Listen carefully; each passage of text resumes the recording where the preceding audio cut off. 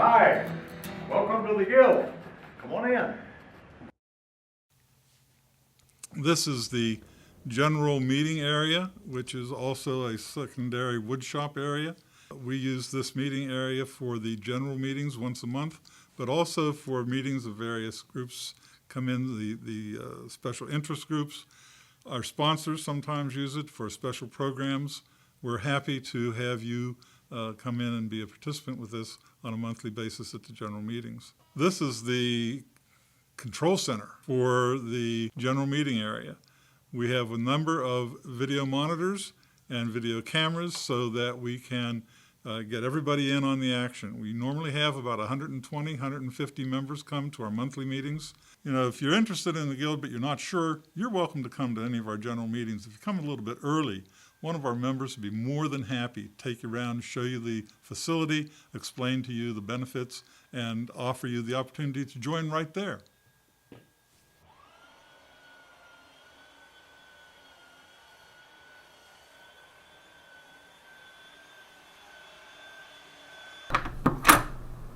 My name is Gary Milkey. I'm the treasurer for the Kansas City Woodworkers Guild. Our major function is education, and that's really our passion, is to get other people interested in woodworking. And we have a good number of very talented people here that can certainly do that. Our organization has grown to keep up the same kind of quality that we had when we were 300 members. It's a lot different than when you have 700 members. Can you give us an idea what it might cost to be a member of the Woodworkers Guild? Our membership fees are very low. We have what we call a sawdust membership. That's $75 a year. We then have a Woodworker Plus membership, which costs $100 a year. And if you choose the Woodworker Plus, you get a 20% discount on any classes. So anyone that wants to take classes really needs to be a Woodworker Plus, because you can make up that $25 fairly quickly. We also, with our membership, you get a discount card, which gets you a 10% discount at Woodcraft and Shooty Lumber, Metro Hardwood. There are also some sharpening places that are sponsors and so forth. So the membership is very reasonable. So between our classes that we give, which we charge for, our membership fees, the projects is kind of how we raise our revenue. We also have some very nice people that will donate money to us from time to time, and we also appreciate that. We try to get equipment in here that is good for the membership that use our shop, but we also have a good deal or quite a few members that have a shop at home, so we try to have machinery here that they don't necessarily have at home. For instance, we have a 16-inch joiner. That is a very nice, large machine, but you wouldn't see that in your average garage workshop. And we also have a sander, a 37-inch Widedale sander that you're not going to see it at a home shop. We have a tilt mortise, and so we try to get machines like that so that people, even if they have a shop at home, that they can come in here and get some benefits. We have members that join us just for the 10% discount because they have a shop at home, and we rarely see them. They may come in for a monthly meeting when we have a topic that interests them, but they get their 10% discount. It costs them $50 a year, and they make that up in no time at all if they go to Woodcraft or Metro Hardwood or any of those places. The Guild has about a 10,000 square foot overall facility. We have a ton of very nice machinery. The table saws are all quality instruments. They are saw stops, which means that they have an electronic circuit which keeps you from getting injured. You can look them up on the internet, check them out. It's a really great safety feature. All of our equipment is connected to the dust collection system. When you work on the equipment, you create a lot of sawdust, and it needs to be picked up. If you notice, the floors in this video are pretty clean, and the reason is we keep it that way. We're heading for the library. The Guild has an extensive library. Again, like the equipment and the other facilities, the library is bigger than you'd find in almost any other place. It also incorporates the Woodturners Bob and Mary Davis art collection. The library includes journals, books, videos. These are all available to members. You sign them in, you sign them out, you take what you need, you bring it back. And we have a lot of people who bring their collections of journals so that we can keep our collections up to date. Our membership is really diverse. We have young and old. We have people who are working. We have people who are retired. We have men and women. We have all kinds of people.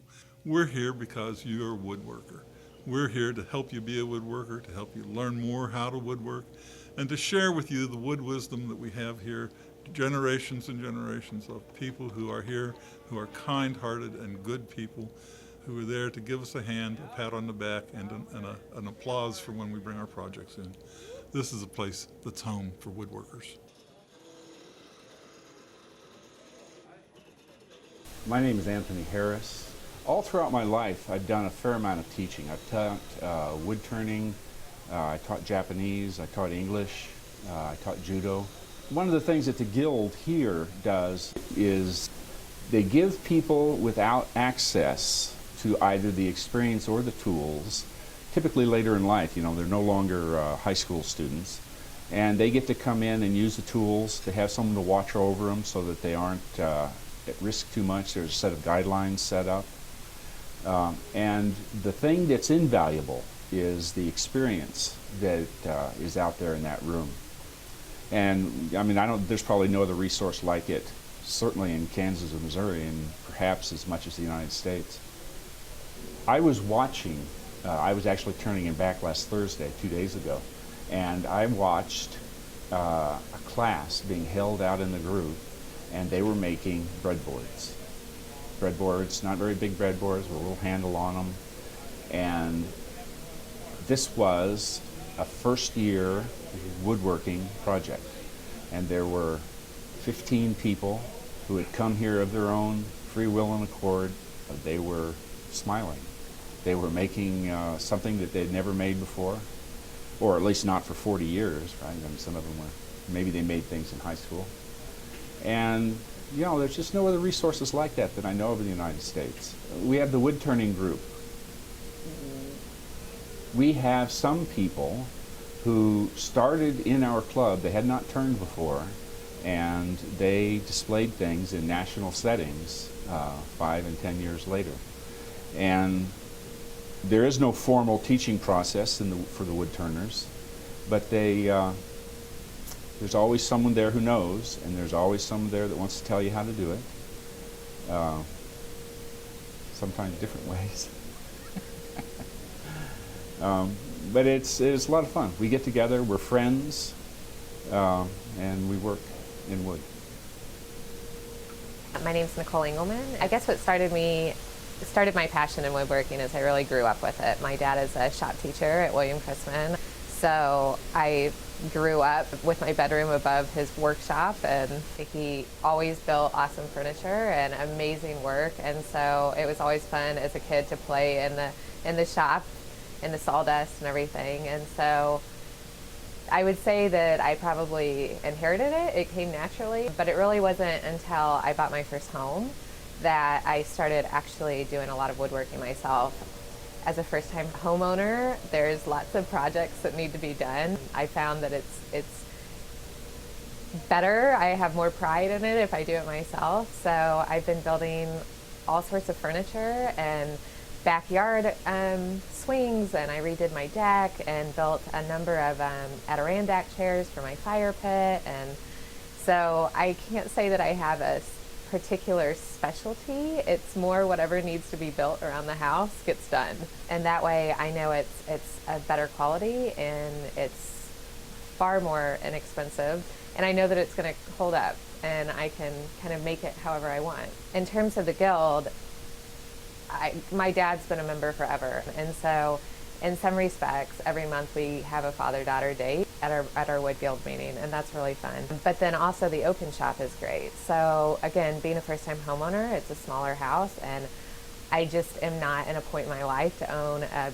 table saw and a bandsaw and everything else. So the fact that all of that equipment is made available to the members is just incredible. And then the social aspect, I think that's probably what makes the Guild so fun, is everyone is just so nice and caring and knowledgeable, and they're always offering tips and help, and you really can get so much done or not anything done and still have a really good time when you come to open shop. I think the social aspect is what makes the Guild so special. Hi, I'm Chuck Saunders, president of the Kansas City Woodworkers Guild. So you talked about training, and how does that relate to safety in the workshop or wood shop? Safety is of prime importance because we deal with tools that can make a lasting impression. They're dangerous if used incorrectly. Because we do bring in a variety of members with a variety of skill levels, we have to make sure that everybody is on the same page. We've, from the very beginning, had a strong focus on having a safety procedure, safety testing, at least to give an awareness so that people know the tools can be dangerous, they need to be treated with respect. There are certain rules and procedures you need to follow. And so as before somebody can even work in our shop, we have a safety qualification process, 2.5, 3 hour safety orientation where we present the safety ideals of the Guild along with a walking tour around the shop pointing out how our shop works. My name is Dan Rubadoux. Okay, I just want to make a few comments about the reason why I am with the Guild. When I came down here from Sioux City and moved to Kansas City, I joined the Wood Carvers Club. But as time has gone on, wood carving has really exploded in its complexity, that wood carvers need to have access to tools that would actually be beyond their capacity to own. So I and other people encourage the Wood Carving Club to move and to join the Guild so that we as a club could have access to tools and expertise that we wouldn't normally have. And when we associate with the folks down here at the Guild, we are allowed to use tools, but also if we come into a situation where we need some help that's kind of not really in wood carving but has to do with wood, the Woodworkers Guild has a variety of people that are very, very skilled, very professional, that can help each individual person to be successful at whatever it is that they're doing. Since then, the club has changed to a SIG. It's a special interest group within the Guild. And one of the things that we want to do as a club is promote and provide training that is advanced training in carving. Not just the beginning carving, something that would allow the people that are interested in carving to really flourish and blossom and grow.